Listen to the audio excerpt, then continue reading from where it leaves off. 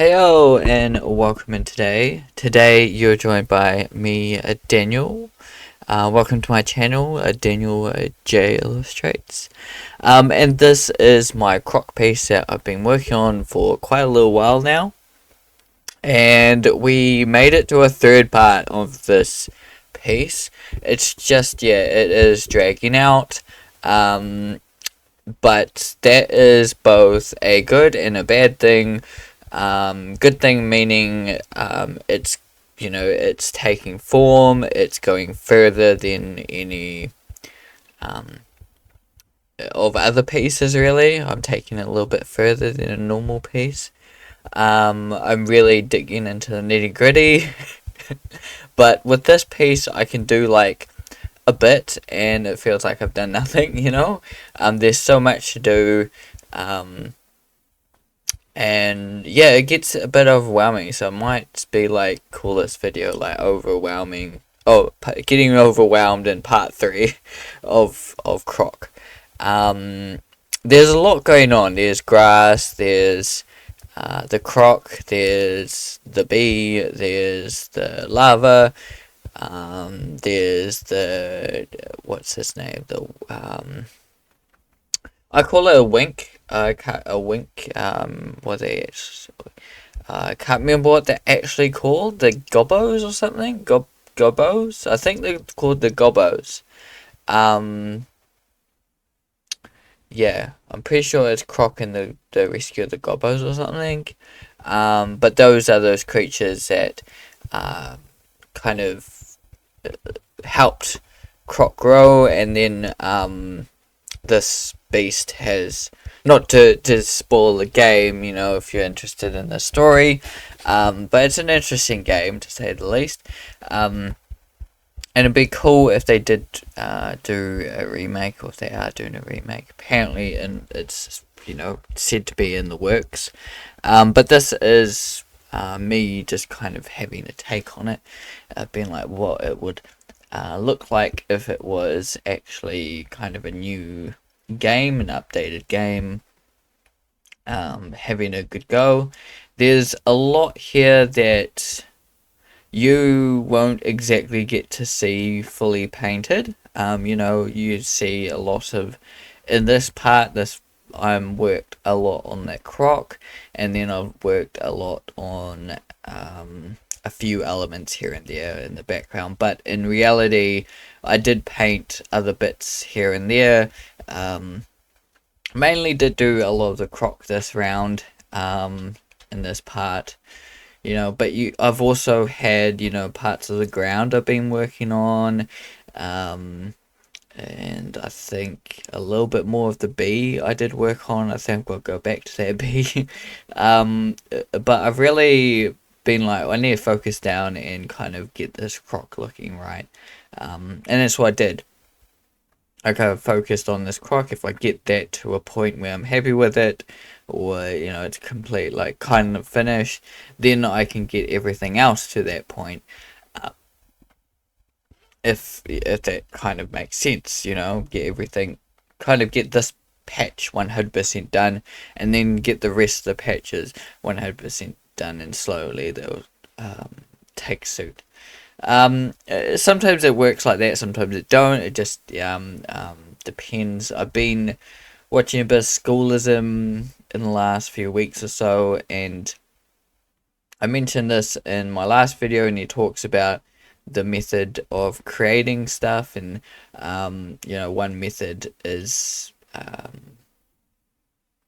I can't fully remember it, but it's methods where you kind of figure stuff out as you go, and the other method is knowing what you're doing, and that. So there's those two kind of methods that kind of simplifies it in a way. There's more detail to that. I'm just not in the big memory space at the moment, unfortunately, to remember all that. But these things I do know. But to explain it right now, yeah. But That was a schoolism course, character design for movie and film, I'm pretty sure. Telling it with story. Um, so if you are interested, feel free to check down schoolism if you do have like a schoolism subscription. It's awesome. It's a great place to learn. Um, but yeah, I don't have all the details with me at the moment. Um, they're in my noggin somewhere, as these things are. But they yeah.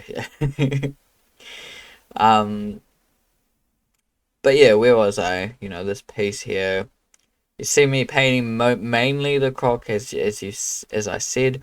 I am heading into a part 4 of it, so that's surprising. I didn't think I would actually push it, and some of that is because I have been a little bit busy outside of doing art, um, and a little bit is because of the kind of a little bit more complex for this piece. Um, yeah, I have put in a lot of time into it, and yeah, I don't regret not like yeah that putting in some time for it, and keeping on going with it. It is a struggle to keep going and keep creating on a piece sometimes. Sometimes I've wanted to be like, oh, this piece is finished and move on. Um, and I've struggled with this croc trying to get him the right tone. um, so that just takes time trying to work that out. Like I paint it a little bit, and then next time I open the file again or something, it's like, oh no, it's too dark again. Uh, so um, trying to figure that out, um, trying to get that right. And yeah, it's surprising piece. I'm happy with so far how it's looking. There's still another 2 weeks to go on it. I think at least if I keep chugging away at it, I really think that I can finish it this time. It's really looking at it now. I'm like, oh my gosh, it's actually getting somewhere. I think there's a few little parts I'm looking at now that I could be like, okay, I can change this. I can probably add in this to fix that up, just looking at it now. So that's good. A good thing about kind of recording your work and looking at it, or taking progression shots or something like that, printing it out and having a look, or taking a break and then having a look at it, like not paint it and look at it. That can be a good thing where you just sit there and you don't paint it for 20 minutes or 15 minutes or something. Just look at it and just be like, okay, what's going on in this piece? Why am I struggling with it? Why am I don't think I've done that enough with this piece at the moment, being like, okay, what's going on here? Like, this gives me a good time to reflect on it and be like, okay, what's going on? Why does it take me so long? And what's going on here? How can I help? Like, just before we seeing that background, I was like, okay, I've got like this whole straight line going on, where maybe I could add in a bit of more kind of jagged edges to it, and it could help the distancing problem. Obviously, there's things I've done with distancing. Like for instance, I've still got to add in kind of a blur, um, so that things in the distance have a little bit more blurriness to them, and things in front of us, so that it gives it a little bit more distance, as well as lightening things up in the distance.